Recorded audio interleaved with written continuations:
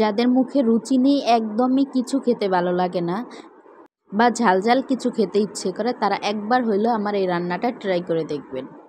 আসসালামু আলাইকুম, hello everyone. আজকে আমি আপনাদের সাথে এমন একটি রেসিপি শেয়ার করব যা একবার খেলে সারা জীবনেও এর স্বাদ ভুলতে পারবেন না। এর জন্য আমার লাগবে কিছু মাংস, যা আমি ছোট ছোট করে কেটে নিয়েছি।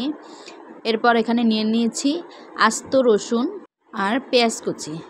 এখানে নিয়ে নিয়েছি শাহি মাংসের মশলা, লবণ, গুঁড়ামরিচ, হলুদ, আদা রসুন বাটা।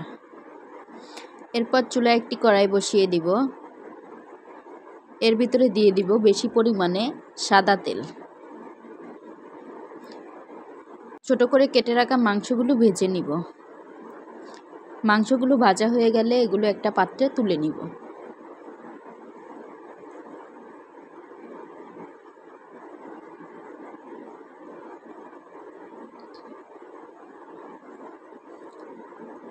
মাংসগুলো কিন্তু অবশ্যই সামান্য একটু লবণ দিয়ে ভাজতে হবে। মাংস ভাজা সেই কড়াইয়ের ভিতরেই দিয়ে দিব পেঁয়াজ কুচি আর গোটা রসুনগুলো। এগুলো দিয়ে কিছুক্ষণ নেড়েচেড়ে একটু ভেজে নিব।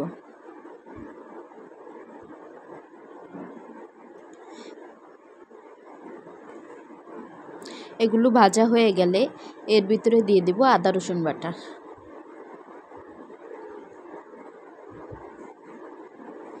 আদা রসুন বাটাটা দিয়ে আবারও কিছুক্ষণ ভেজে নিব।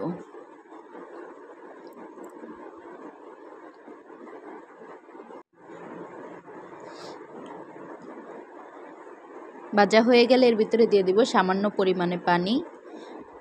তারপর পুরোটা মরিচ আমি এখানে দিয়ে দিব। এরপর দিয়ে দিব লবণ। এরপর দিয়ে দিব হলুদ গুঁড়ো। তারপর দিয়ে দিব শাহি মাংসের মশলা। এগুলো দিয়ে একসাথে মিক্স করে নিব। যেহেতু এই রান্নাটার মেন উপকরণ হচ্ছে মরিচ, তাই মরিচটা আমি বেশি করেই দিয়ে নিয়েছি।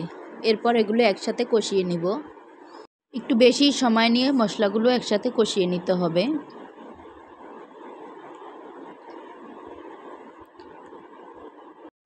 এরপর এর ভিতরে দিয়ে দেব ভেজে রাখা মাংসগুলো দেওয়ার পর আরও কিছুক্ষণ ভালো করে কষিয়ে নিব।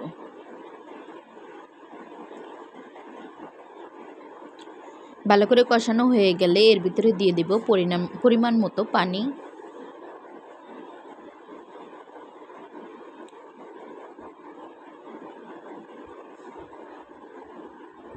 পানিটা দিয়ে ততক্ষণ রান্না করে নেব যতক্ষণ পর্যন্ত না পুরো পানিটা শুকিয়ে যাচ্ছে আর তেলটা উপরে উঠে আসছে।